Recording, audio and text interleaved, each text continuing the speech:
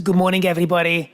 I'm Lajos Pusztai. I'm going to be the moderator of this session. So I would like to invite our first four abstract presenters to come up to the podium, and we're going to start the discussion session. So I would like you all to thank you for waking up so early and coming to this session.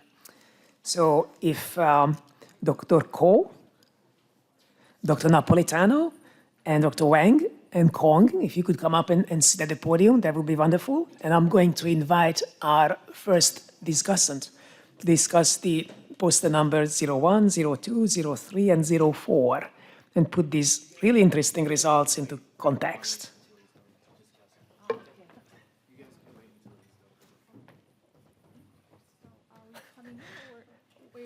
So it looks like that we got overruled here. So, you know, you could sit here or you could come after, but actually I still like you guys to sit here because that's a bit of an appreciation for you, right? I mean, this after all your work. So please do come up here. Yes. Yeah, you guys should sit here, right? Because this is your work and it's already regrettable that instead of you, someone else will present this. But on the other hand, it really gives us time to put this into context. So our discussant is going to be Dr. Bianchini.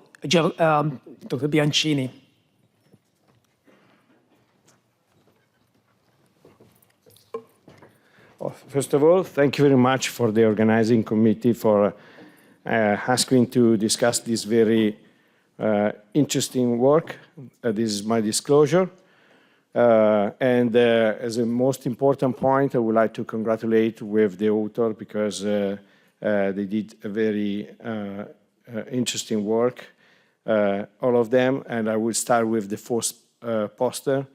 The first poster is a translational analysis on a windows of opportunity trial in which olaparib plus durvalumab is given for a short period of time, 4 weeks, before the standard treatment. So, of course, when you make a judgment about the PCR rate is inflected by the fact that you receive a standard treatment after the window. But as you see, they perform PET, MRI, and they use the PET response to really test and develop biomarker for this very interesting combination. And one of the most interesting findings is that actually they really demonstrated durva-olaparib combination induce early, very early, 2 weeks, CD3, CD4, and CD8 T-cell infiltration. And this early dynamic is also associated with a metabolic response. So if you compare the dynamic in patients who have a response at PET, CT scan, and not, you see a difference in the dynamic. And also, doing some more complex analysis, they see that the higher infiltration is boosted and it exhausts the CD8 positive cell, so usually a cell that expresses PD-1 and TM3, for instance, and activated T cell. And also, this very interesting subgroup that is the CD4, 6, 13, T cell, and they are all prominent at 2 weeks, so it's a very early on phenomenon.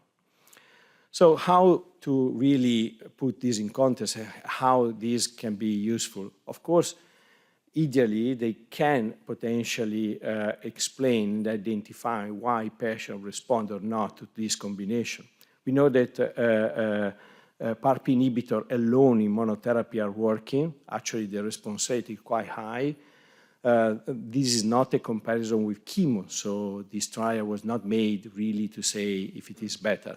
But it's clear that many patients can potentially be cured just with a PARP inhibitor. We know also that adding PARP inhibitor to chemo for patients who are not BRCA deficient, there is no additional benefit. This is a paper on Nature that really state this information, so I don't think it's worth it to really continue to extensively investigate in this direction unless very strong rationale to look at a specific subgroup.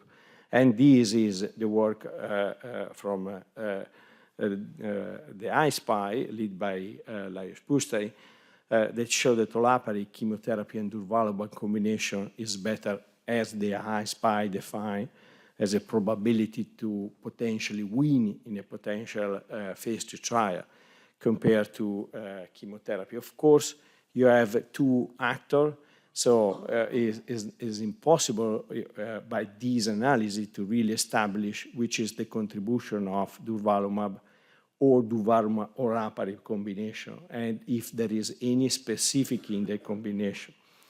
So there is a trial ongoing that is really testing the combination of durva and olaparib, and of course the poster that we're seeing can really provide support for potentially be implemented, for instance, for modulating and change the direction in case you don't have a sign of response. The second poster is extremely interesting. And I would like to describe the rationale. The rationale, again, is very simple, using a windows of opportunity trial in ER-positive early breast cancer treated with aromatase inhibitor. And the point is, what are the mechanisms of resistance? As you see, they divide two groups to define the resistance. As a typical use, the decrease of Ki67 is a marker of response. It's been demonstrated to be associated with long-term outcome. But as you see, the PGR decrease even in patients who do not have a Ki67 decrease. So that's very interesting because that describes that part of the proliferation, the activity, is not driven by the ER axis. And they also find that resistant tumor cells have higher pretreatment infiltration of CD45 positive and CD8 positive T cells. They do also more sophisticated analysis, and essentially they describe the enrichment of CD8 positive and macrophage M1 positive, again in the resistant tumor. So you see this very strong link to the presence of immune infiltration. But then they also do some experiments. What happens if I take some cell and I put the T cell in the medium? Well, the cell grew more. And they actually demonstrate that in presence of these T cells, the chemokines that are usually interferon gamma related, so for us are good for immunotherapy, actually tend to increase the proliferation of the cell. So at the end, they do a lot of preclinical work, but they find an hypothesis that they find really fascinating, so that the tumor cell is able to eject the use of immune chemokines to promote proliferation. And they also look at some cellular mechanism now, how it happens. So it's a very, very new and interesting concept that reminds us that the immune system and the tumor are in a co-evolution system and they interact in a very close way. The second word is, again, windows of opportunity study, and really corroborate with the one that we have just seen. Take the Neo-Palana trial, that is a quite old trial, but apply some, I would say, new and more sophisticated technique. The key is that Neo-Palana use palbociclib and endocrine therapy to really answer the same question, if decrease of Ki67 as a marker of sensitivity or not is affected by some biological feature. And the finding that are complex, if you look here, can be really summarized in a very simple way. So high proliferation, high immune signal are associated with resistance to the combination of CDK and endocrine therapy, and low estrogen receptor pathway is also associated with resistance. Does it make sense? Absolutely, yes. Actually, we recently published on British Journal of Cancer, this is a work led by one of my colleagues, Luca Licata, a work in which we actually find exactly the same thing. And this has huge potential clinical implication. So this high proliferation, immune signature, and low estrogen receptor is really linked to endocrine resistance. And actually, the first poster has probably generated a mechanistic link between these two factors. We actually have just an association of the two. And we see the second poster that confirmed that this is associated with a potential resistance also when you use CDK4/6 inhibitor, and you can imagine what could be the implication if this would be confirmed in a proper trial. But we also add the last point that show that this type of tumor can probably benefit the most from the addition of immune checkpoint to chemotherapy. That is very important. And probably the most important message as a translational researcher is how much windows of opportunity trial can be informative to really develop concept and findings that are very difficult to achieve in the preclinical setting. The last poster is equally interesting and describe essentially something that has been recently observed. So don't post this picture. This is a slide that I take from Justin Balco. Justin Balco developed a series of observations suggesting that the expression by the tumor of MAC2 is associated with sensitivity to immune checkpoint. They look at these, but on a different perspective. So they use this trial, look at the number of the patient, only 12 triple-negative breast cancer, but this trial have an induction with anthracycline, and then the use of an immune checkpoint inhibitor plus nab-paclitaxel, and they collect a series of samples. So among the most interesting findings is that CD4 central memory cells are closest to the tumor and are strongly correlated to the tumor cell that express MAC1 and MAC2. And doing some preclinical experiment, they demonstrated that by creating the knockout tumor model that inhibit these, they actually replicated this was associated to resistance to anthracycline. So in some way, they generate a new link about the presence of MAC2, not just related to immunotherapy, but also to anthracycline. And you know the anthracycline-induced immunogenic cell death, so probably there is an interesting mechanism to be explored. And finally, they show that using the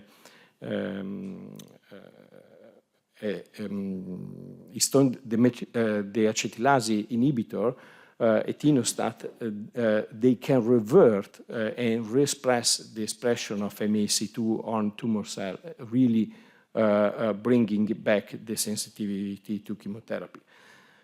In this context, I would like to remind that we really neglect the deep understanding of what each individual drug we use. And the combination, usually even with immunotherapy, are mostly based on what is working without immunotherapy. That doesn't mean that it's the best way to use immunotherapy in combination. So I really think that this type of work can really pave the way to a better way to target the treatment. So the only caveat about this work is the very small sample size, and it's actually difficult to find this difference between responder or not.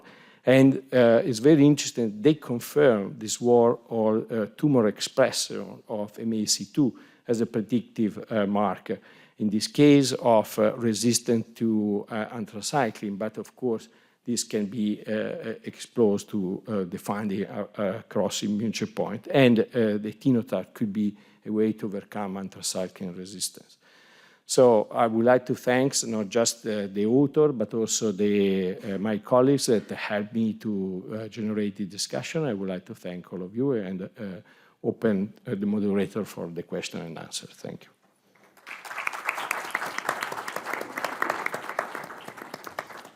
So I'd like to thank the presenters for the terrific work and Dr.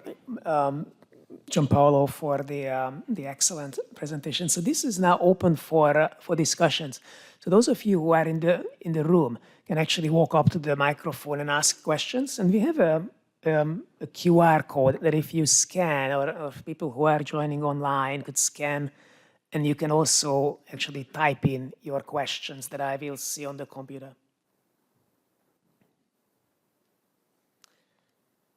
So actually, I have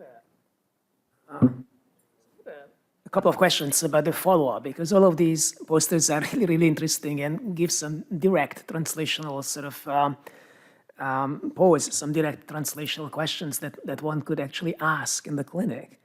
So, are there any plans to use entinostat in combination with immunotherapy to actually improve the response rate in the poor responders? And now we have methodologies, particularly early response, that really predicts quite well for subsequent response to the entire regimen. So people who actually don't respond or don't have an MRI response on day 2, would you entertain adding entinostat to the Keynote 522 regimen? So this question is for Thanks Dr. for your question. Wang. That's a very interesting question. Entinostat that we used for our preclinical model showed a great strong efficacy of upregulation of tumor-associated MHC2 expression. So we think it has given us a chance to, as a consolidation therapy for those early-stage TNBC patients that are not non-PCR. So in the future, we might conduct some clinical trial to combine entinostat with immunotherapy for those patients as the consolidation way to to help them to activate, give a chance to activate the anti-tumor immunity. So thanks. Dr. Goetz? I have just a question for Dr., and hopefully I'm saying it right, Napolitano. Am I saying that correct?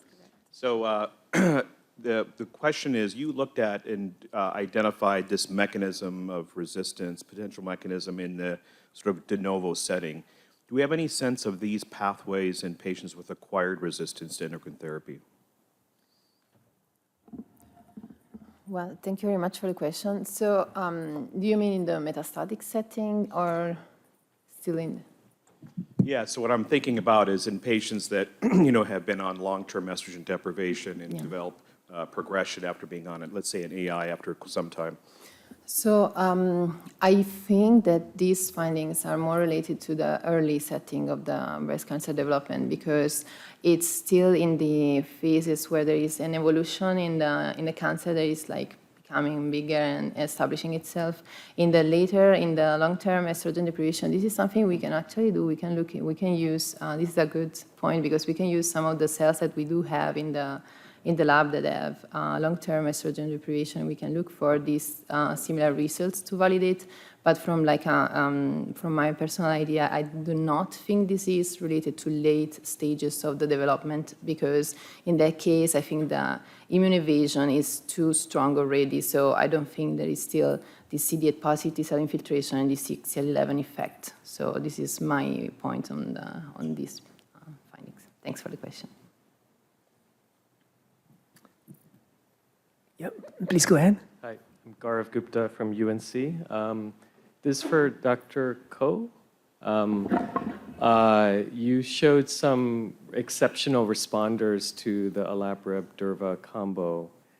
Did you find BRCA mutations, or were there specific types of mutations that seem to be more prone to having this effect? Or was there some other pre-treatment factors like immune infiltration that may be able to predict the response? I know you showed the functional HR deficiency, but were there other features pre-treatment that may have enriched for those?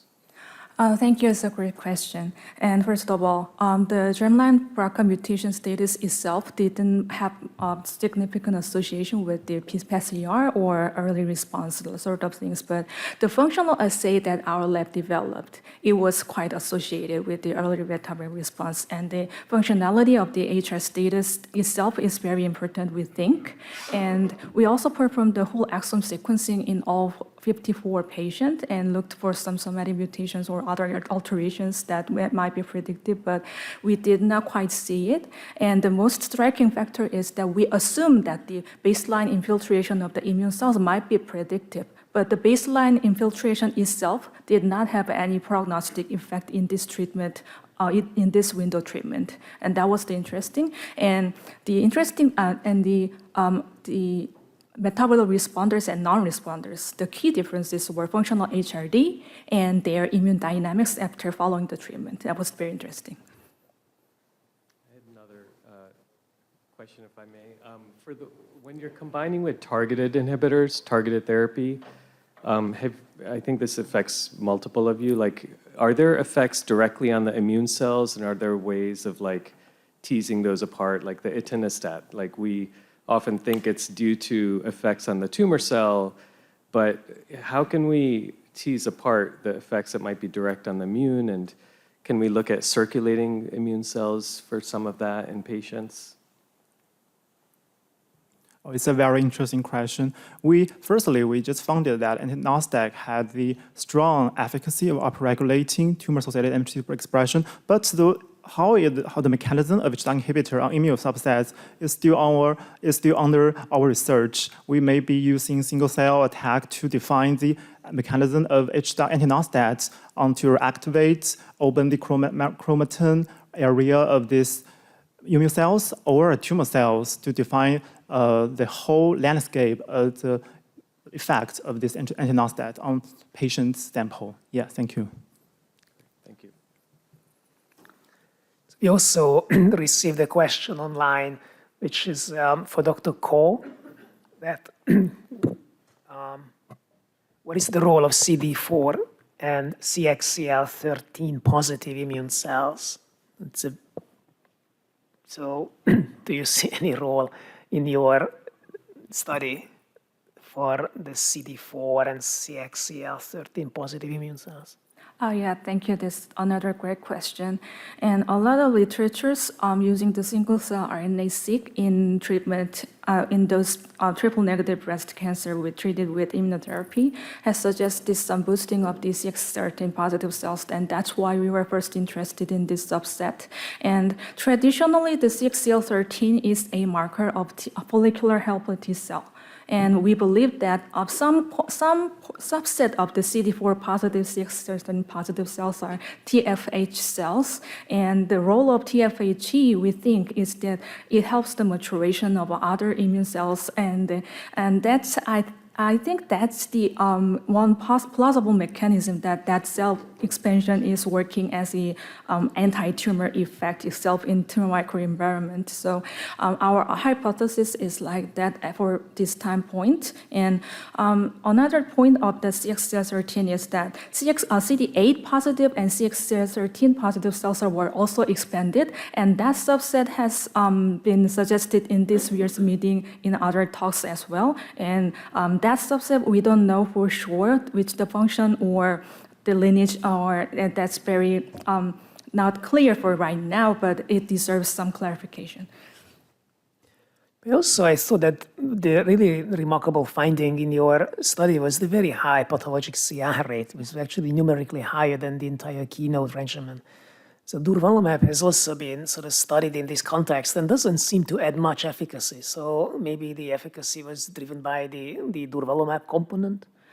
So do you think that maybe just 2 weeks of induction durvalumab would achieve the same as the entire keynote 522? Yeah, it's a brilliant question, and we believe the high PCR rate in our patient, which was 70%, and that could be attributable to the window of treatment, and especially I think durva may have played a role. But I saw the striking difference between the baseline and 2 week. And 2 week time point, the patient only received the 14 days of olaparib. So a PARP inhibitor mediated with modulation happened first, and durva may have had some effect afterwards, and that could be analyzed by analyzing on-treatment 2 biopsy with the on-treatment 1 biopsy, which is still going on in our team. And we hope to deliver some interesting features afterwards. Okay, so there's another question online, which is for all the speakers. And the person is asking whether all of these or any of these results in the neoadjuvant setting would actually be applicable in the metastatic setting, or whether these findings would hold up in the metastatic setting. Well, this is kind of similar to the question from before. So in my case, I do not think, although I don't have the data to say this is going to be applicable or not, but I think my findings are more related with early breast cancer and the development in the early phase of the tumor and the immune system. So I mean, conceptually, probably these findings may not be entirely applicable in the metastatic setting because we already know that the tumor microenvironment, particularly the immune microenvironment, is different in metastatic lesions. There might also be differences by organ site. I think probably the details won't hold up in the metastatic setting. That's my hypothesis. So I also have one additional question for Dr. Kong. So the Neopolana study, do you have any tissue left or any sort of potential to run some more conventional sort of biomarkers that we all use in the clinic, like the mama print or the recurrence score assay, to link these really interesting findings and the very complex data that you have generated and made public to the actual clinically used assays? So how do these groups that you define actually relate to the recurrence score values or the mama print status? We do have some blocks left and some slides made, so some other downstream assays that we would like to do is to do some xenium or spatial transcriptomics just to better tease apart the function of the tumor cells and the immune cells in the microenvironment. A lot of our findings like PD-L1 expression and IDO expression from bulk RNA-seq are more confined to the tumor cells and the immune cells, so using a higher dimensional analysis on single cells or cluster of cells might be able to better help us tease apart some of these other signatures. But do you actually plan to just run a recurrence score assay on these or a mama print so that we could link, these really amazing data that you made public and the findings that you are generating to the assays that we actually use in the clinic? Yeah, that's definitely something that we want to look at as well, in addition to possibly derive another signature that could better help predict what patients could respond or not respond to the neoadjuvant therapies.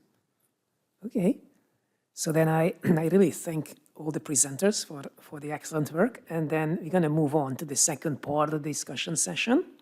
So I thank you all. And then we need to sort of replace you up here with the...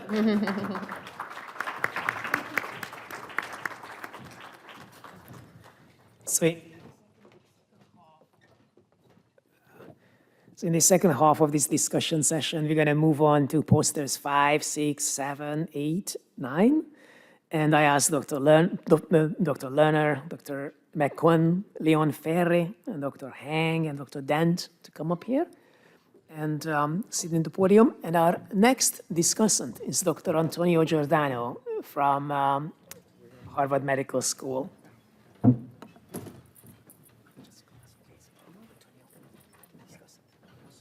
Good in here. Good morning, everybody. Thank you to the steering committee for inviting me for this discussion, and thank you to all the poster authors for uploading the poster on time and the wonderful work.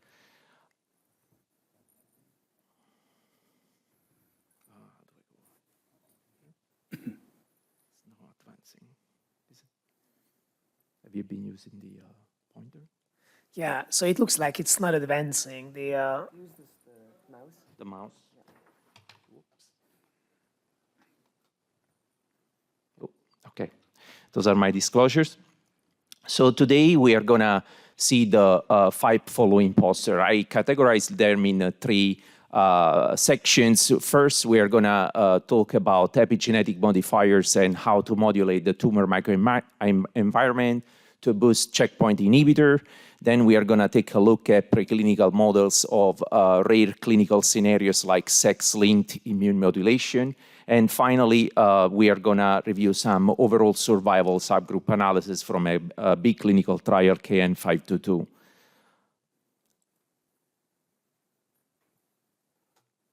Sorry.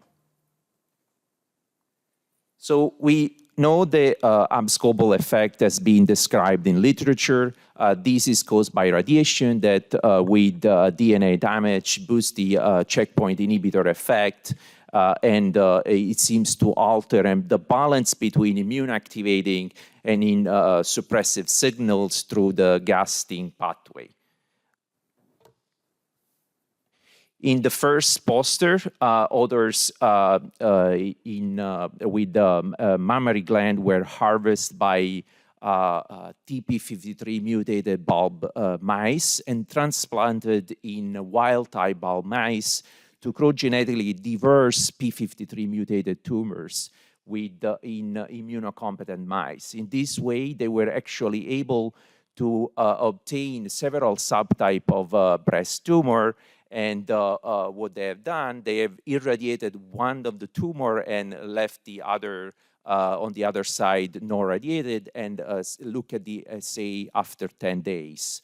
Specifically, they have found that in the irradiated tumor, they were then going to look at the sides on the other side. And also they have done a PARP family gene differential expression, and they found that PARP7 was really important biomarker to predict abscopal effect.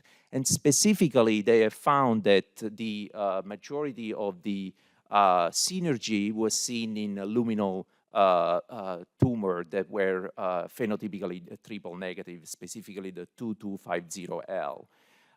The synergy was seen with the PARP7 inhibitor that blocked nucleic sensing of both DNA and RNA. And when combined with with an immunocheckpoint inhibitor, you can see that the difference was, the most striking difference was seen with the luminal cell line that was 2250, and this is the proposed mechanism.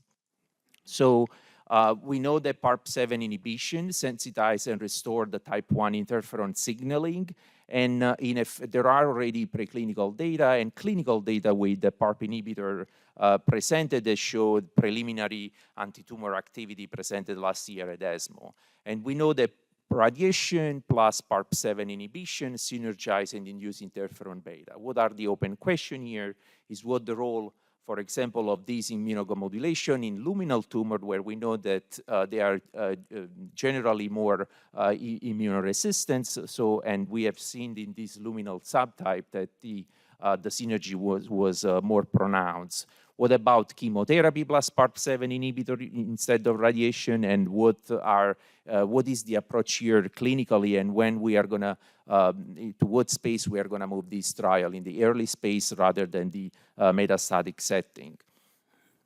In the next poster, the author looked at a model of in situ tumor vaccine against triple-negative breast cancer. They have tested 19 epigenetic inhibitors, giving them for 4 days treatment, alternating radiation with the epigenetic modifier. And what they found that OTX-015 was the epigenetic modifier that was causing the more pronounced regression of the tumor. The OTX is a bromodomain 2, 3, and 4 inhibitor, and what they found that was able to cause PD-L1 suppression and was also able to contribute to antigen generation and release. In the in vivo model, they found that RTX-OTX control tumor growth into model in orthotopic mouse model. They were able to cure when the mouse was re-challenged with the same, when they implanted the 41 tumor 2 months after the initial tumor injection. And when they looked at what were the cell involved here for the suppression of the tumor growth, they found that CD4 positive and CD8 cells were upregulated and specific, causing the tumor regression and the of the 41 tumor. We know that BET protein are frequently upregulated in breast cancer, and the inhibition of BET has shown promising preclinical anti-cancer activity. There is also a clinical trial that is ongoing right now. This is an NCI CTEP study where the bromodomain inhibitor ZEN3694 has been tested, and the trial is ongoing in combination with pembrolizumab and Abraxane. what are the open question here? Like, why do we see these the synergy just with bromodomain 2, 3, and 4 inhibitor? What happened with the other epigenetic modifier? What are the gene involved in what are the genes that are modified by bromodomain that are involved in immunoresistance? And why the author did not see like a synergy with docetaxel? If one of the curve with docetaxel actually didn't show the synergy as with radiation. In the next epigenetic poster, the author looked at the expression of DMT3A, methyltransferase gene. We know that DMT3A is involved in a lot of like leukemia, and from the hematology world, we know that this mutation of DMTA actually confer T cell to be no exhausted. So it's an advantage when the mutation is present for T cells. The author looked specifically at the expression on immunohistochemistry and had a score for like negative, low, intermediate, and high. And when they looked at the characteristics of the patients, they found that the high expression of DMT3 was associated to positive nodal status, grade 3, and high proliferation. And when this was combined also with TILs, they found that triple-negative breast cancer that did not receive any chemotherapy, when they had a low expression of DMT3, did very well with a very good recurrence-free survival, as you can see on the right. Also, when they looked at the gene expression profile of the cells with overexpression of DMT3A, they found that those cells had a cold tumor microenvironment. There were different compartments involved, from the stromal compartment to the tumor. Everything was against immunotherapy. What are the open questions here? Can, for example, DMT3A negative tumor be a biomarker for patients that are doing very well and they don't need like neoadjuvant chemotherapy plus a checkpoint inhibitor? There are several clinical trials ongoing with the Zetabine, that is a DMT3A inhibitor, one of which the neoadjuvant was reported last year and showed that the Zetabine is able to increase the TIL infiltration and the PD-L1 expression in the tumor microenvironment. Also, this disruption of the DMT3 could be very important, for example, to what we know from the hematologic disease to improve, for example, cell therapy and improve cell exhaustion, and what are the correlation between mutation and overexpression. So in conclusion, for this first part and first three posters, we see that those preclinical models keep improving, and to recapitulate what happened actually in human, investigators are keep looking for the abscopal radiation, and we have a clinical trial that is almost completed at Ruhr, that is the PRAD. So there would be very interesting to see the results of the study, and we keep seeing that epigenetic modifiers are rendering tumor more sensitive to immunotherapy. So this is definitely together with the results of ASCO, with the good results in the luminal breast cancer with, for example, KAT6 inhibitor, it will be interesting to translate this to the luminal subtypes as well. And people are keep looking for different biomarkers, and here were presented a couple of days ago some of the reference to the other poster discussion. In the next poster and the session with the author actually looked at a very interesting model of transfeminine individual done in mice. So here the authors randomize male mice to receive after implanting the tumor, to receive or not estrogen therapy and castration, and then were further randomized these mice to receive the estrogen replacement and then olaparib versus not. The mice were all carrying BRCA1 mutation, You can see that the aim of the study was to determine where the gender-affirming estrogen replacement affect the efficacy of olaparib for treatment of BRCA-mutated mice.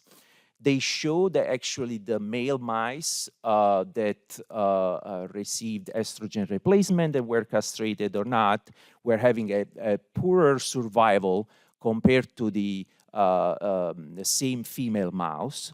And they found that this was actually very much related to the immune microenvironment, and the same experiment with the mice that were immunodeprivated was actually having, the mice had the same survival curves. I think this is a very important poster and very important work, because those are going to be very difficult study to do in humans. So great congratulations to the authors. And they also extrapolate the conclusion that it's safe to use estrogen replacement in transgender, transfeminine people when they are actually receiving olaparib, because that was not, the outcome was not affected by the estrogen. Those are, I think, important model that should actually apply to understand other type of disease, especially, for example, luminal breast cancer, because we struggle in clinic when there are these like very difficult cases to decide if to keep transfeminine individual on estrogen replacement or not. Last but not least, we have the overall survival and subgroup analysis from the Keynote 522. As you well known, is a randomized clinical trial neoadjuvant chemotherapy plus or minus pembrolizumab that has shown improvement in the overall survival by 34% adding pembrolizumab to chemotherapy, in addition to event-free survival. The addition of pembrolizumab also was increased the PAT-CR rate, but also reduced the residual disease for each category. When they look at additional subgroup here, the overall survival was maintained in the patient obtaining the PAT-CR, and specifically also in patient with an RCB2. The most pronounced benefit was, this benefit was not seen for reason mainly related probably to number in RCB1, or was not seen in RCB3. The overall survival benefit with pembrolizumab was also a positive trend in the other subgroup, for example, the one identified by positive or negative CPS score and independent from stage, and specifically in the T2 and 0 tumor, the delta was still there, about 4% in overall survival at 5 years.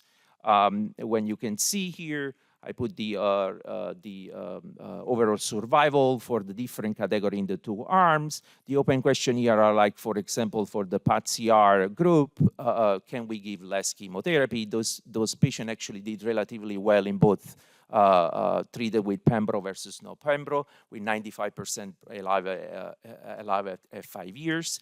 In the RCB2 population, do we need a little more than on the residual disease, with the patient receiving pembrolizumab, and in the Keynote trial, that 22% survival at 5 years. While in the RCB3, you can see that the overall survival was really poor for both study, and maybe we need to escalate to find alternative regimen in the patient that have a high residual burden of disease. Those are the exploratory biomarkers that were presented a couple of days ago at this meeting by Joyce O'Shaughnessy, and we see that there was not really a signature, an immune signature, able to predict the response to pembrolizumab, and so more studied here, as well as the triple negative subtypes. The benefit was preserved over pembrolizumab or across the subtypes. So can we figure out a way to predict RCB0 and spare some patient from immunocheckpoint inhibitor and very toxic chemotherapy? We see the patient with residual disease still have poor overall survival, and can we improve the outcome in this, like compared to the Keynote 522 regimen, already pushing the boundary of like toxicity? Is now the exploratory biomarker analysis of KN522 available and shared? Would be nice to apply these to other signature, like the thermal IO, IMIPRINT, that have shown in a previous presentation and work to be able to predict efficacy and outcome on a checkpoint inhibitor. And the question is open there to like how we de-escalate in patient with PAT-CR with like less aggressive chemotherapy, such as anthracycline-free or immunocheckpoint-free, or like ADC, pembrolizumab, versus escalate to adding antibody drug conjugate or vaccine trial to improve the outcome of these poor subtypes. Thank you.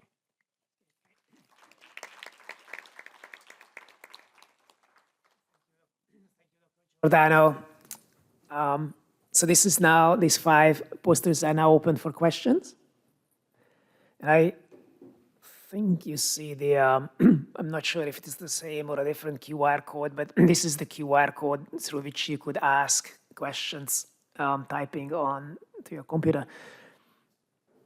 So I actually have many questions. So maybe Dr. Lerner, would you be able to comment on the clinical trial results with episcopal effect? Mostly not in breast cancer, but my understanding is that these didn't really show episcopal effect. Can I comment on the clinical trial results of the episcopal effect? Yeah, so this has been tested in cancer types, and there is not much of an evidence, the way I understand the literature, that episcopal effect exists.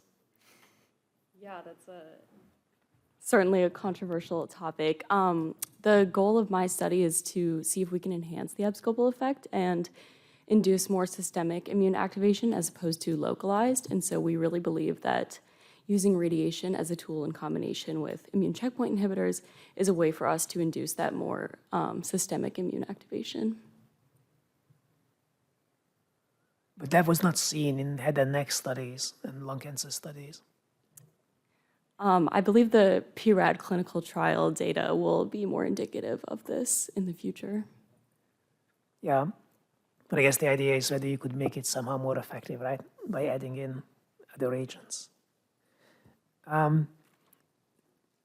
So Dr. McCuen, I missed this, but the model that you used was a metastatic cancer model, or the responses were just in the local sort of transplanted tumor?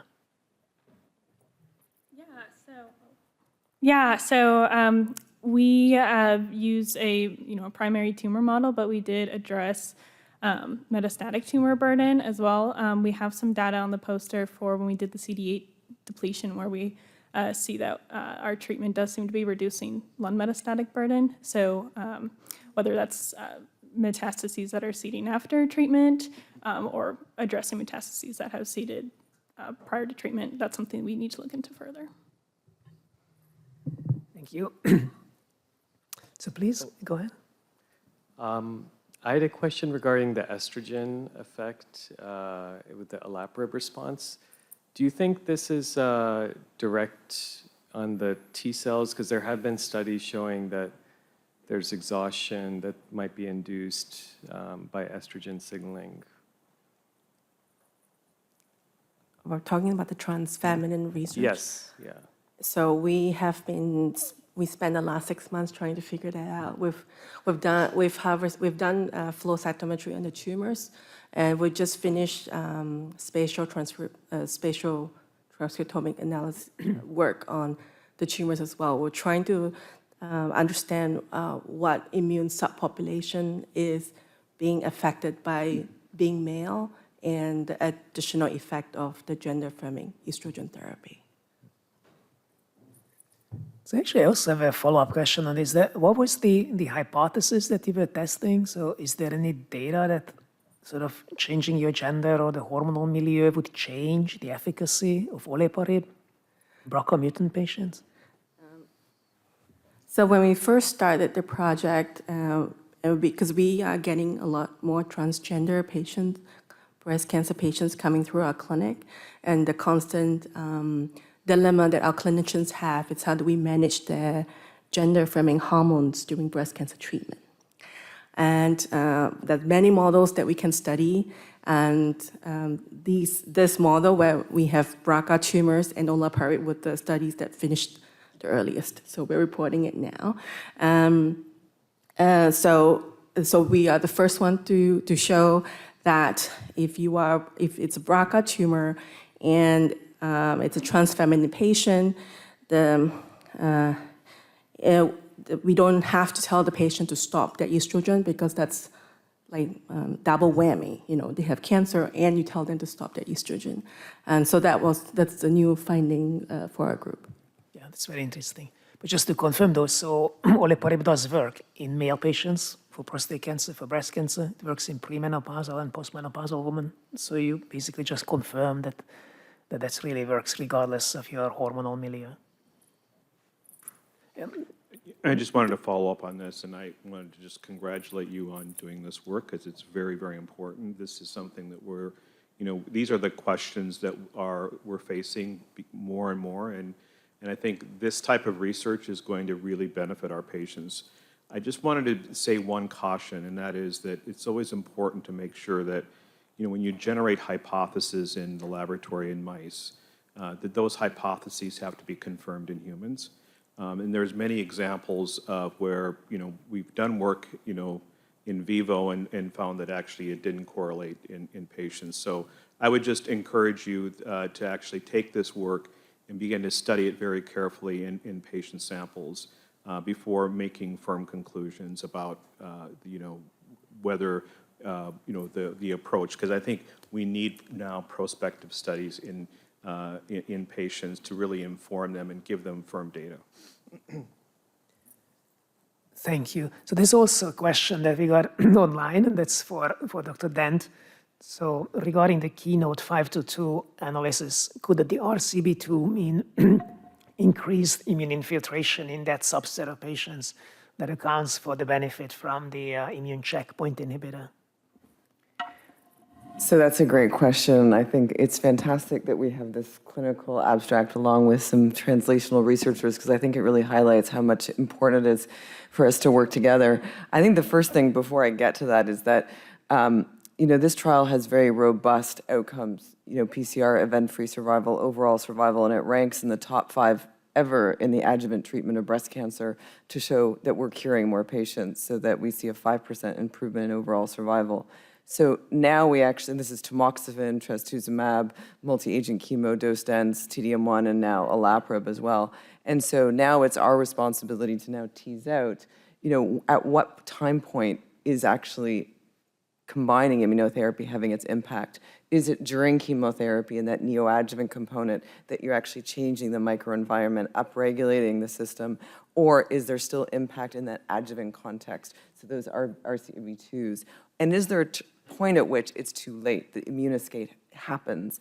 And I think, what's interesting in clinic is you can have 2 patients that are T2N0 and one melts away and one of the other patients just don't respond. And so that's why it's really important. We've talked a lot about TILs, which gives you a functional readout of the immune system, but what it does is it identifies patients that are responsive to chemo, but also immunotherapy.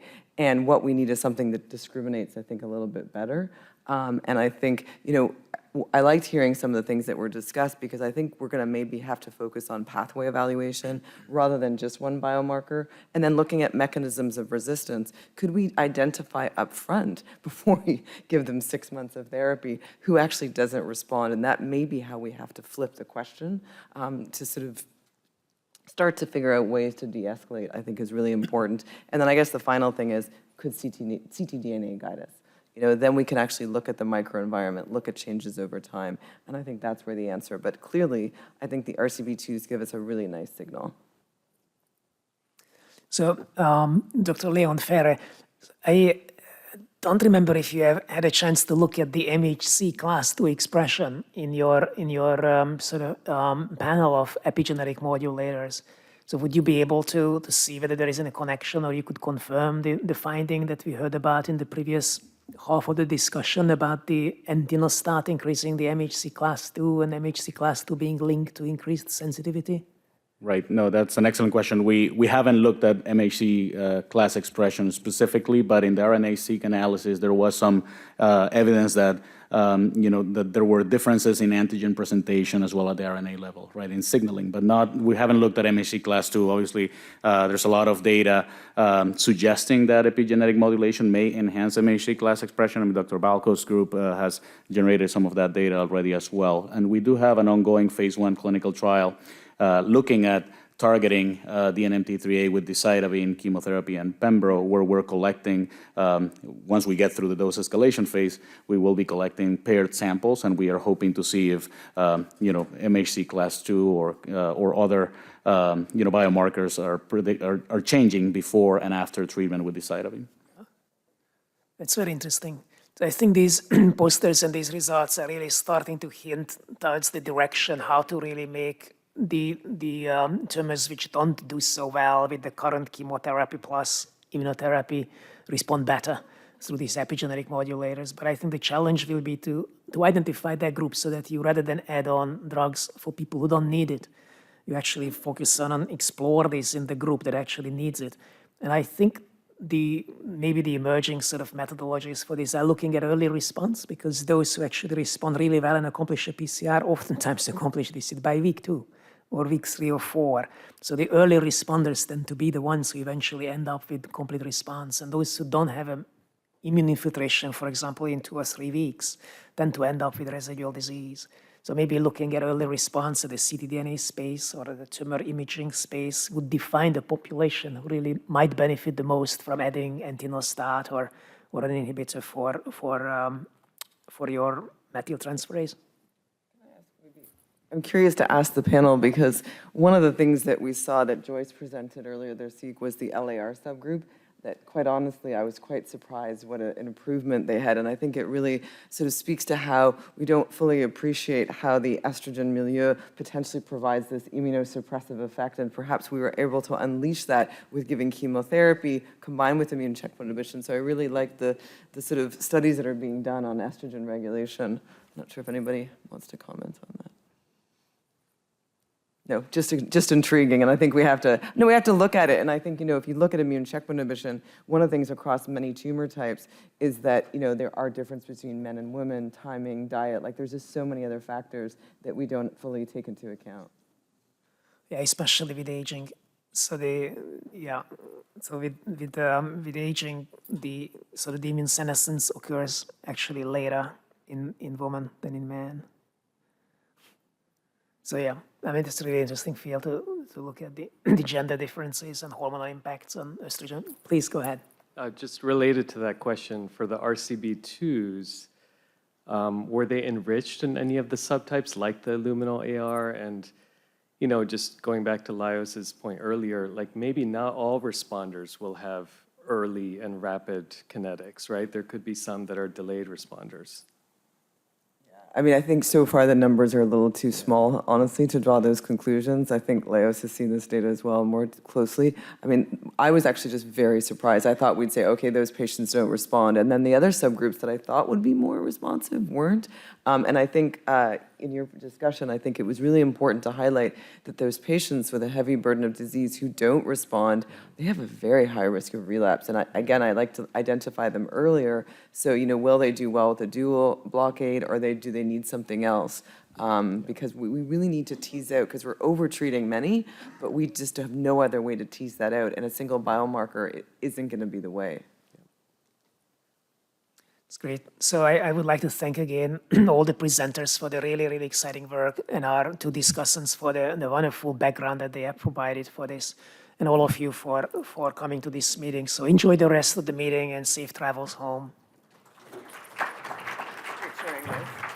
Actually, it's terrible,